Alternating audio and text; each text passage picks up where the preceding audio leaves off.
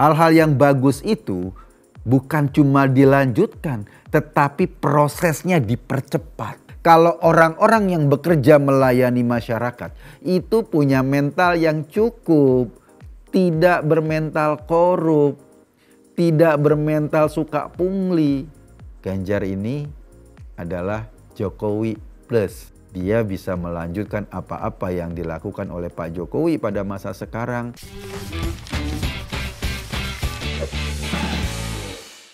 Nanti tanggal 22 Desember bertepatan dengan Hari Ibu digelar lagi debat Cawapres. Kalau kemarin kan debat Capres ya, yang tampil tuh Mas Ganjar, Pak Prabowo, ada Pak Anies. Nah, nanti tanggal 22 itu yang tampil Cawapresnya. Ada Prof Mahfud, ada Caimin, dan ada Mas Gibran. Kayaknya memang orang butuh juga mengetahui kualitas atau program kerja para kandidat ini setidaknya melalui debat yang ditonton oleh banyak orang di televisi. Kenapa kita perlu tahu? Karena kan selama ini kita cuma tahu potongan-potongan doang. Kita cuma tahu statement-statement kecil. Nah, dengan debat ini setidaknya kita bisa mengetahui kerangka berpikirnya. Kalau kita lihat debat kemarin antar capres, itu debat kayaknya pertempuran seru antara kubunya Pak Prabowo dengan kubunya Pak Anies. Mereka saling serang, saling kritik, saling menjatuhkan, atau barangkali saling memberikan masukan. Wajar sih, karena dalam pemilu kali ini kan posisi Pak Prabowo itu seolah-olah adalah melanjutkan apapun yang dilakukan oleh pemerintahan sekarang, oleh Pak Jokowi. Meskipun banyak orang bertanya, masa sih Pak Prabowo sekarang mau jadi presiden posisinya melanjutkan apa yang sudah dilakukan Pak Jokowi? Bukankah 2 kali Capres kemarin, 2 kali Pilpres kemarin, justru Pak Prabowo yang paling tidak setuju dengan program-program Jokowi. Justru Prabowo yang paling ogah melanjutkan program Jokowi. Justru Prabowo yang paling tidak setuju Jokowi jadi presiden. Wajar, karena kan Prabowo lawannya Jokowi. Nah, begitu masuk jadi menteri dan sekarang ternyata tidak mampu mengalahkan Jokowi dalam konteks berhadap-hadapan, dia mengubah strateginya seolah-olah bakal melanjutkan apa-apa yang menjadi program Pak Jokowi. Itu posisinya Pak Prabowo. Berbeda dengan Anies Baswedan. Anies misalnya posisinya akan melakukan perubahan, mengubah semua yang sudah dilakukan oleh Pak Jokowi. Misalnya posisi dia soal IKN. Anies akan melakukan pengubahan. Mungkin kalau Anies terpilih, IKN jadi mangkrak. Iya kan? Kenapa? Karena pembangunan yang sudah setengah jalan itu barangkali dengan komitmen politik yang tidak maksimal dari Anies terhadap IKN, akhirnya undang-undang kan bisa diubah sehingga masalah IKN, pembangunan-pembangunan itu bisa menjadi tersia-siakan. Kalau kita lihat, ini pertempurannya keras karena yang satu seolah-olah menjadi lebih Jokowi dari Jokowi, Pak Prabowo itu, kalaupun banyak orang mempertanyakan, kemudian Anies seolah-olah apapun yang dilakukan Pak Jokowi harus dikritisi, harus diubah. Wajar kalau dia memakai jargon perubahan. Akan berbeda misalnya posisinya Mas Ganjar. Mas Ganjar ini melihat lebih objektif bahwa dia akan melanjutkan apa-apa yang sudah dilakukan oleh Pak Jokowi, karena memang kita harus jujur, banyak sekali keberhasilan pembangunan yang sudah dilakukan oleh pemerintahan Jokowi saat ini. Tetapi kita juga harus jujur melihat bahwa ada beberapa aspek yang penting untuk diperbaiki. Bukan cuma diperbaiki, hal-hal yang bagus itu bukan cuma dilanjutkan, tetapi prosesnya dipercepat. Prosesnya didorong lebih keras lagi agar pencapaiannya lebih maksimal. Kalau dilakukan dengan cara yang biasa, dengan cara yang lelet, dengan cara yang tidak ada perubahan ya hasilnya akan lama sekali. Yang bagus-bagus itu dilanjutkan dengan cara dan percepatan yang luar biasa. Makanya kemarin di bajunya Mas Ganjar ada tulisan satset. Ada tulisan di bajunya Pak Mahfud tastes. Itu artinya apa? Satset dan tastes itu sebetulnya ingin menggambarkan bahwa nggak bisa kita bekerja atau Indonesia ini, pemimpin-pemimpin Indonesia bekerja dengan cara-cara yang biasa. Harus dengan cara-cara yang luar biasa. Harus dengan langkah-langkah yang luar biasa agar proses percepatan bisa berjalan. Tetapi kan juga pada sisi lain kita harus jujur, ada banyak hal yang penting dievaluasi atau ada banyak hal yang penting untuk dilakukan perbaikan dalam pemerintahan ini. Karena itu wajar posisinya Mas Ganjar adalah melanjutkan dengan cara lebih cepat hal-hal yang bagus di pemerintahan ini. Dan yang kedua memperbaiki hal-hal yang masih bolong-bolong, hal-hal yang masih kurang baik.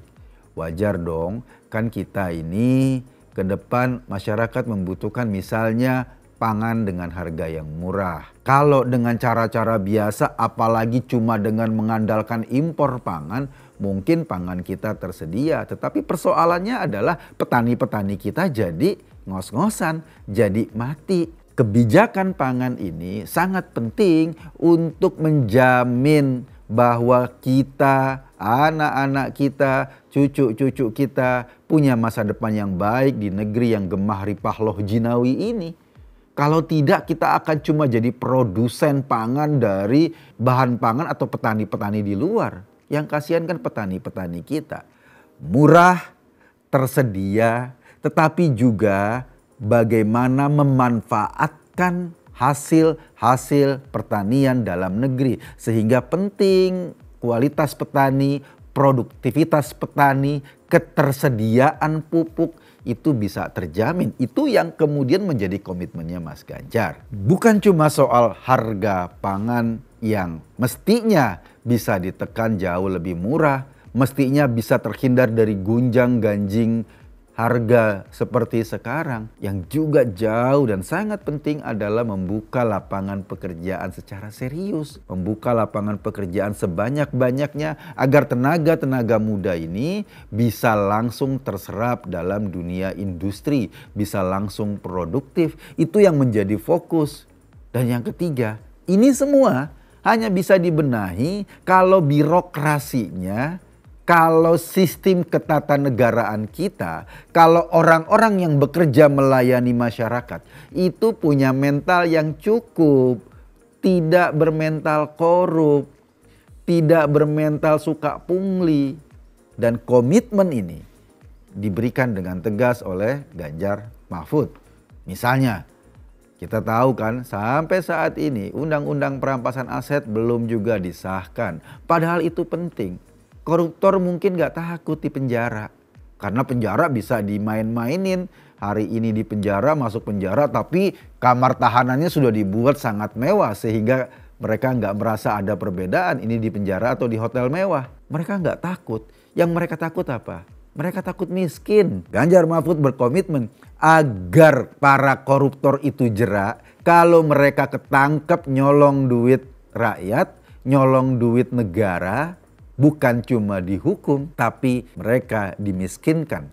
Aset-asetnya dirampas. Mereka akan ditempatkan di penjara yang bukan penjara biasanya. Mereka ditempatkan di Nusa Kambangan, sebuah pulau di mana itu menjadi penjara dengan tingkat keamanan yang tinggi. Sehingga nggak memudahkan mereka untuk menikmati lagi kekayaan hasil korupsinya itu.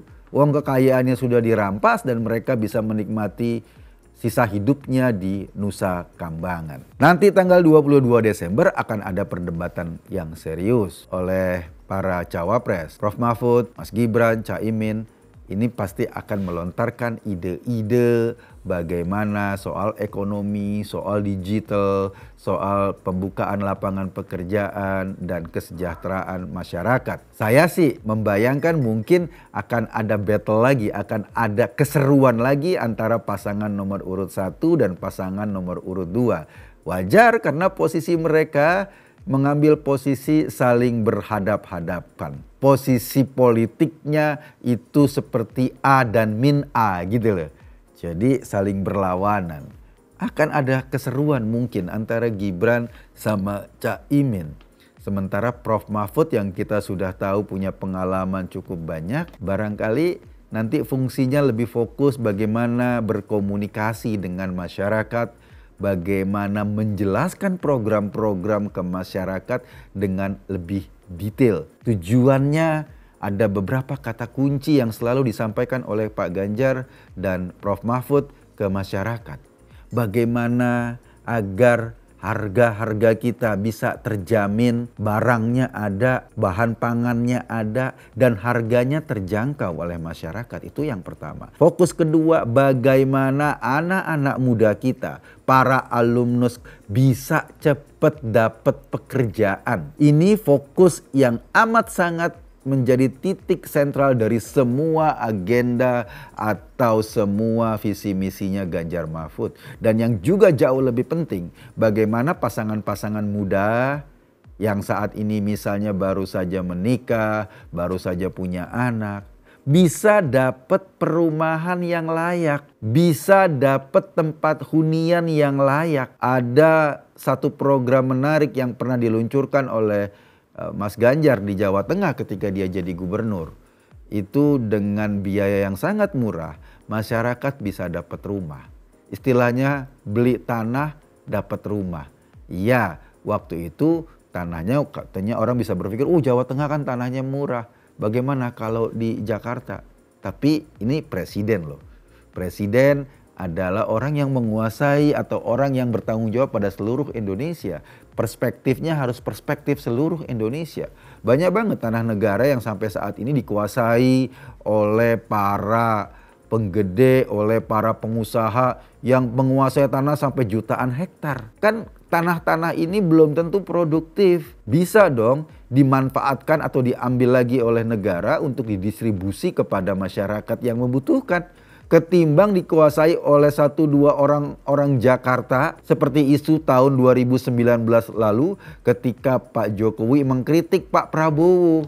Waktu itu Pak Prabowo dalam debat juga ngomong soal bagaimana ini tanah-tanah dikuasai oleh segelintir orang. Sedikit orang menguasai aset negara yang sedemikian besar. Pak Prabowo dikritik oleh Pak Jokowi. Loh, yang punya tanah sampai ratusan ribu hektar kan Pak Prabowo. Saya tahu Pak Prabowo memiliki lahan yang sangat luas di Kalimantan Timur. Mohon maaf. Sebesar 220.000 hektar.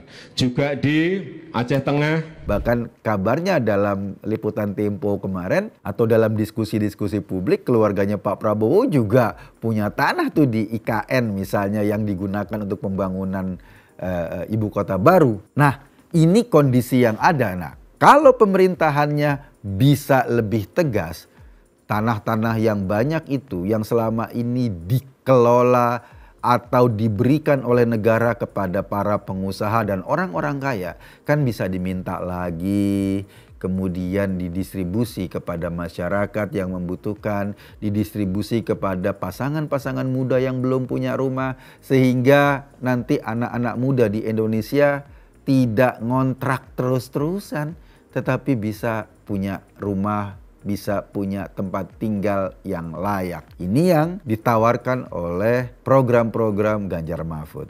Nah, kita lihat nih bagaimana debat ini. Apakah Gibran akan sangat fokus pada makan gratis yang selama ini digembar-gemborkan, makan siang gratis sebagai program unggulannya? Apakah Caimin misalnya akan fokus pada dulu dia pernah ngomong soal BBM gratis, saya nggak tahu apakah itu sudah dievaluasi atau belum. Atau seperti tawarannya Pak Mahfud atau tawarannya dari Capres Ganjar Mahfud. Makan gratis, BBM gratis, tetapi yang jauh lebih penting dan bisa produktif adalah internet gratis. Kenapa internet gratis?